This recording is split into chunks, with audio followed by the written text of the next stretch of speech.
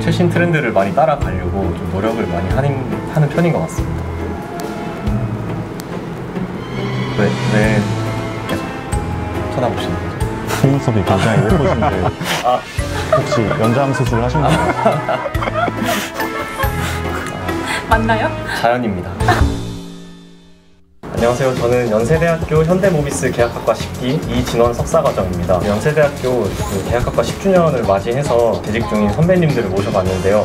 안녕하세요. 저는 현재 현대모비스 전장 비유 커넥티비티 섹터 커넥트젯에서 근무하고 있는 허선철 연구원입니다.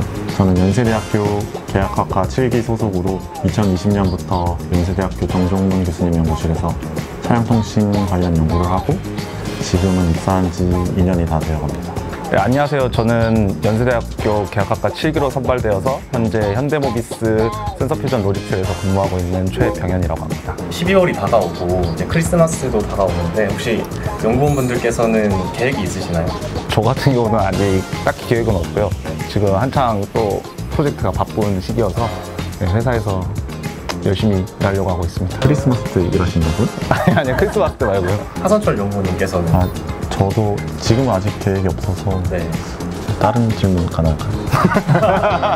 현대모비스라는 회사에 대해서 좀 관심이 있었는지 아니면 관심을 갖게 된 그런 계기가 있으신지 궁금하거든요.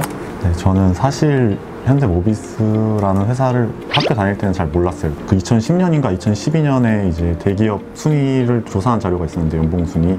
그때 1위가 모비스였었어요. 그 자료를 보고 나서부터 이제 현대모비스라는 회사에 관심이 많이 생겨서 입사 전까지 꾸준히 관련 기사나 이제 자료를 찾아보며 준비했던 것 같습니다. 그때 당시에 모비스의 연봉이 얼마였어요? 그때 제가 봤을 때 6,300인가 6,400인가 그랬는데 그때 현대자동차보다 높았습니다. 이거 말씀해 주셔도 되는 거죠? 자료상으로는.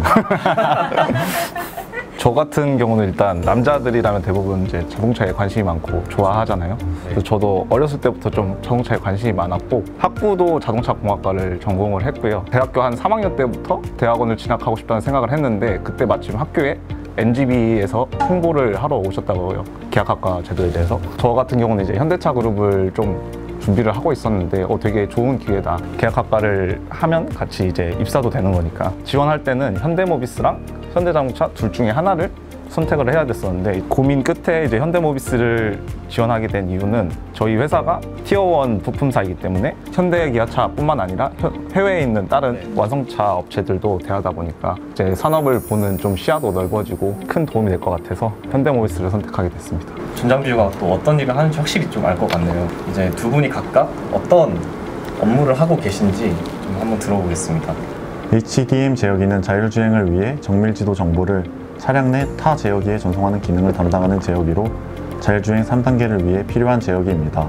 기능 소프트웨어는 현대오토웨버에서 개발하고 있고 기능 소프트웨어를 제외한 비기능 소프트웨어는 모비스에서 개발하고 있습니다. 현재는 아직 프로젝트 막내라 여러 가지 다양한 업무를 하며 배우고 있습니다. 아까 말씀드린 것처럼 저는 자율주행 분야에서 일을 하고 있는데요. 우선 현대모비스 내에서 자율주행 사업을 관장하고 있는 가장 큰 조직은 AV랩이라는 조직이고요. 그 산하에는 주행 시스템, 주차 시스템, 센서, 영상인식, 시험 개발을 담당하는 조직들이 있습니다. 그 중에서 제가 속한 조직은 주행 시스템 섹터라는 조직이고요. 저희 섹터에서는 고객들이 차량에서 자율주차를 제외한 나머지 일반적인 자율주행이라고 생각하는 전반적인 기능들을 개발하는 업무를 하고 있습니다. 네, 좀 더 자세하게 설명드리자면 자율주행 기능을 크게 두 가지로 나눌 수 있는데요. 첫 번째는 주행 편의 기능이 있고 두 번째는 주행 안전 기능이 있습니다. 현대기아차 차종을 기능을 예로 들면 주행 시 차간거리와 속도를 조절해주는 SCC 기능과 차선을 유지시켜주는 LFA 기능을 주행 편의 기능으로 나누고 전방과 후측방에 대한 충돌 방지를 보조해주는 FCA와 BCA 같은 기능들이 주행 안전 기능에 해당합니다. 이러한 기능에 대한 알고리즘 소프트웨어를 개발하는 게 저희 주행 시스템 섹터입니다. 흔히 자율주행 시스템을 세 가지 단계로 나눌 때 인지, 판단, 제어로 나누게 되는데 앞서 말한 기능들이 판단, 제어 파트라고 한다면 가장 선행되는 인지 파트를 제가 속한 센서퓨전 로직셀에서 담당하고 있다고 생각하시면 될 것 같습니다. 저희 셀에서는 카메라와 레이더와 같은 자율주행에 필요한 센서들을 정보를 받아서 차량 주변에 있는 물체들에 대한 정보를 정확하게 가공해주는 역할을 하고 있습니다.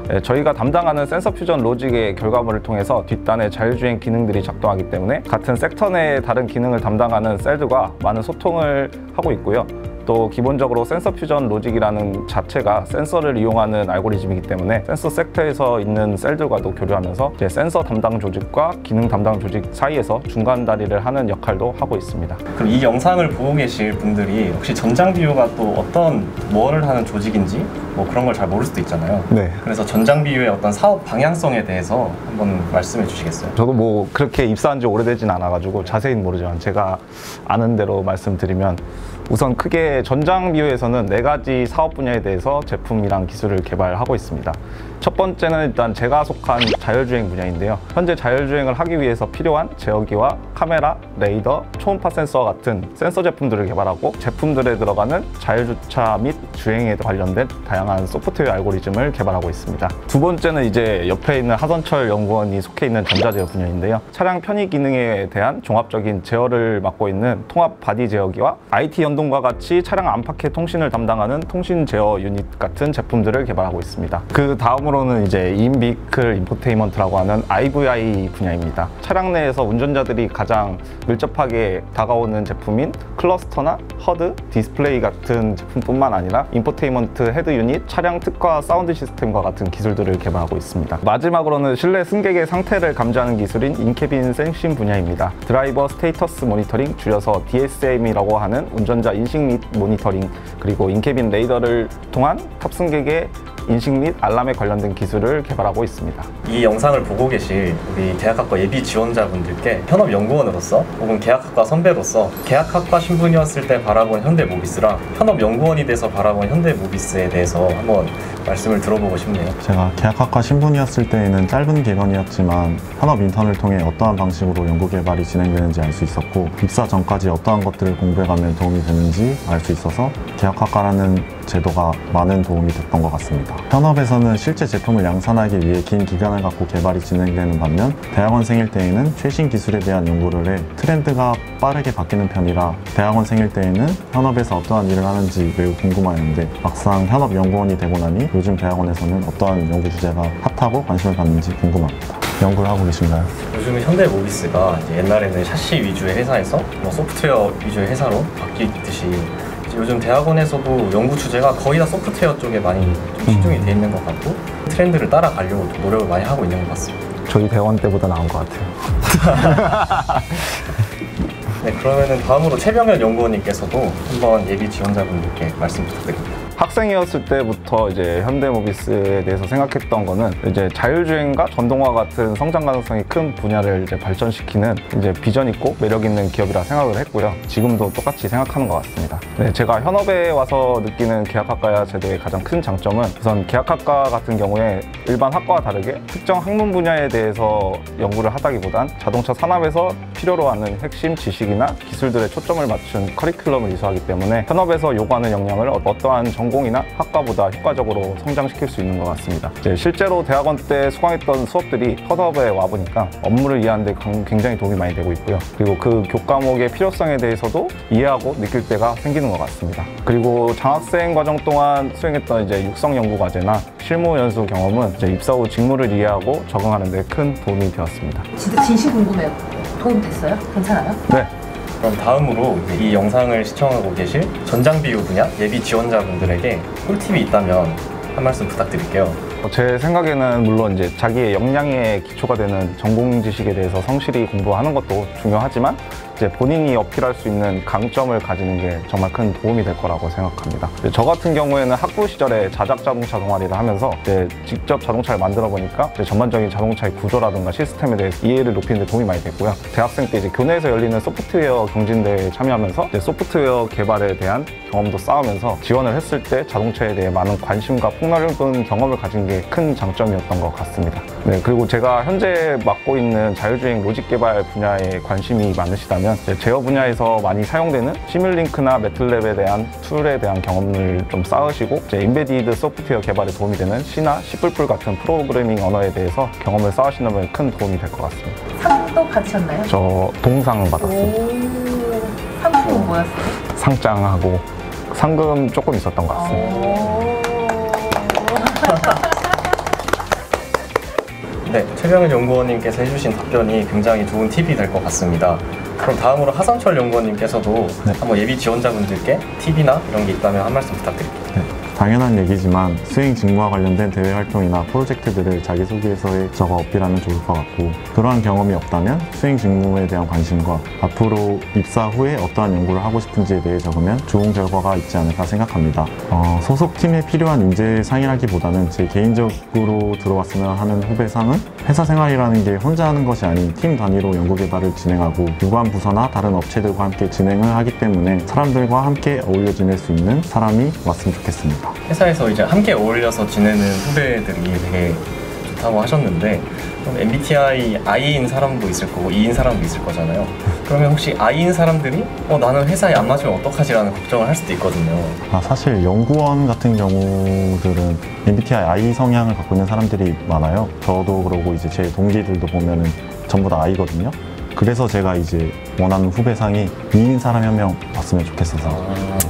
이제 저 같은 경우는 2인데 저희 팀에서 광대를 맡고 있거든요. 그래서 저 같은 사람도 몇 명 있어야 된다고 생각합니다. 이어서 계속 말씀을 드리면, 회사에 들어오기 전 현업에서 정확히 어떠한 업무를 하고 있고 실무에 필요한 게 무엇인지 모르는데 장학 제도를 통해 현업 부서에서 필요로 하는 지식들을 습득해 입사할 수 있다는 점이 큰 장점이라 생각합니다. 그래서 입사 전 미리 현업 부서에 배치되는 장학 제도를 잘 이용했으면 좋겠습니다. 올해 한 2월쯤에 이제 계약학과의 현장 실무 연수 제도라는 게 있어서 일주일 동안 출근한 적이 있었거든요. 자동차 회사라는 어떤 선입견 같은 게 있잖아요. 딱딱할 것이다 라는 게 많이 챙겨주시고 그런 따뜻함에 감동을 받았던 경험이 있습니다. 혹시 그러면 전장 비료에서는 또 그 전장 비료만의 어떤 문화가 좀 되게 궁금하거든요. 저는 사실 현대모비스 하면 남자들이 많이 다니고 있고 다 같이 뭉치는 군대식 조직 문화를 기대하고 왔었어요. 그 생각과 달리 부드러운 분위기였습니다. 그리고 저희 사내에는 나이가 많으신 책임님부터 흔히 MZ라고 하는 신입사원까지 다양한 연령대의 구성원들이 근무하고 있는데 서로가 서로의 세대를 이해하려는 노력을 해서 그런지 다 같이 화목한 분위기입니다. 최근에는 저희 EC랩에서 알까기 대회, 공기놀이, 제기차기 대회, 풋살 대회 등 활동적인 행사를 진행하면서 구성원들 간의 친밀도를 높이는 활동도 하였습니다. 그럼 다음으로 최병현 연구원님께서도 혹시 전장 비료의 조직 문화에 대해서 말씀해 주시면 감사하겠습니다. 아까 말씀드린 것처럼 전장 비유라는 조직 자체가 굉장히 크기 때문에 이제 전체 조직에 대해서는 완벽히 이해는 못했지만 제가 속한 AV랩에 대해서 말씀드리면 다른 조직들에 비해서 젊은 인원들이 많은 것 같습니다. 그러다 보니까 조직의 분위기가 딱딱하지 않고 개방적이면서 자유롭게 소통할 수 있는 분위기여서 그게 큰 장점인 것 같고요. 네, 실제로 저희 조직에서도 제가 신입에 속하는 편이지만 제 업무적이나 비업무적이거나 상관이 없이 의견을 나눌 때 제가 내는 의견에 대해서도 굉장히 존중을 잘 해주시는 편이고요. 협업을 할 때 굉장히 원활하게 잘 이루어지는 것 같습니다. 그리고 저희 조직 내에는 저와 이제 하선철 연구원 같이 저희 나이 또래 친구들이 많기 때문에 회사뿐만 아니라 회사 밖에서도 동료를 만날 수 있다는 게 정말 큰 장점인 것 같습니다. 말씀을 들어보니까 현대모비스를 안 갈 이유가 없겠네요. 그쵸. 정말 좋은 회사인 것 같네요. 이제 오늘 선배분 두 분 모시고 한 인터뷰 여기서 마무리하도록 하겠습니다. 오늘 자리해주신 하선철 연구원님과 그리고 최병현 연구원님께 감사를 드리고요. 저도 얼른 계약학과 제도 마치고 빨리 모비스에 입사하고 싶네요. 입사하시고 연락 주시면 저희가 커피 한 번씩 사드리겠습니다. 그럼... 술도 사드리겠습니다. 너무 좋죠. 감사합니다.